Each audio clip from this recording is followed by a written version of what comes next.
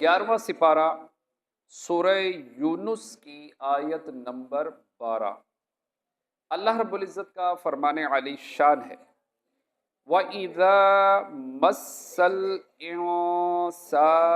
الضُّرُّ، اور جب آدمی کو تکلیف پہنچتی ہے، دعانا لجنبہ او قاعدا او قائما، ہمیں پکارتا ہے لیٹے اور بیٹھے اور کھڑے۔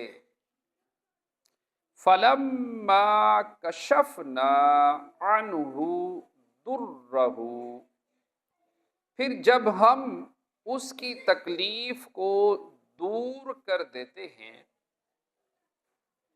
مر کأن لم یدعنا الی ضر مسہ، چل دیتا ہے گویا کبھی کسی تکلیف کے پہنچنے پر ہمیں پکارا ہی نہ تھا۔ کذالک زین للمسرفین ما کانوا یعملون، یوں ہی بھلے کر دکھائے ہیں حد سے بڑھنے والے کو ان کے کام۔ کافر کو جب تکلیف پہنچتی ہے تو وہ لیٹے بیٹھے کھڑے ہر حال میں ہم سے دعا کرتا ہے، اور جب تک اس کی تکلیف زائل نہ ہو دعا میں مشغول رہتا ہے۔ پھر جب ہم اس کی تکلیف کو دور کر دیتے ہیں تو وہ ہم سے منہ موڑ کر اپنے پہلے طریقے پر چل دیتا ہے، اور وہی کفر کی راہ اختیار کرتا ہے، اور تکلیف کے وقت کو بھول جاتا ہے گویا کبھی کسی تکلیف کے پہنچنے پر اس نے ہمیں پکارا ہی نہ تھا۔ کافروں کے لیے ان کے اعمال اسی طرح خوش نما بنا دیے گئے۔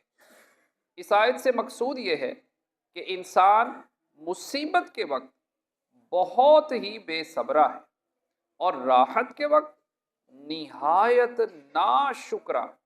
جب تکلیف پہنچتی ہے تو کھڑے لیٹے بیٹھے ہر حال میں دعا کرتا ہے، اور جب اللہ تعالیٰ تکلیف دور کر دے تو شکر بجا نہیں لاتا اور اپنی سابقہ حالت کی طرف لوٹ جاتا ہے۔ یہ حال غافل کا ہے۔ عقل مند مومن کا حال اس کے خلاف ہے، وہ مصیبت و بلا پر صبر کرتا ہے، راحت و آسائش میں شکر کرتا ہے، تکلیف و راحت کے جملہ احوال میں اللہ تعالیٰ کے حضور گریہ وزاری اور دعا کرتا ہے۔ اور ایک مقام اس سے بھی اعلیٰ ہے جو مومنوں میں بھی مخصوص بندوں کو حاصل ہے۔ جب کوئی مصیبت و بلا آتی ہے اس پر صبر کرنے کے ساتھ ساتھ دل و جان سے قضائے الہی پر نہ صرف راضی رہتے ہیں بلکہ اس حال میں بھی اللہ تعالیٰ کا شکر ادا کرتے ہیں۔ مذکورہ بالا تفسیر کو سامنے رکھ کر ہمیں اپنے حال پر غور کرنا چاہیے کہ ہم کس گروہ کے پیچھے ہیں اور ہمارے اندر کس گروہ کی علامات پائی جا رہی ہیں۔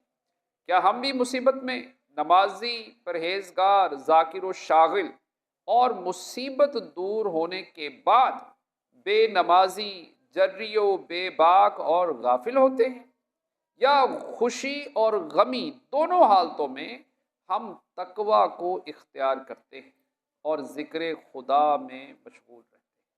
اللہ پاک ہمیں عمل کی توفیق عطا فرمائے، آمین بجاہ خاتم النبیین صلی اللہ علیہ وسلم۔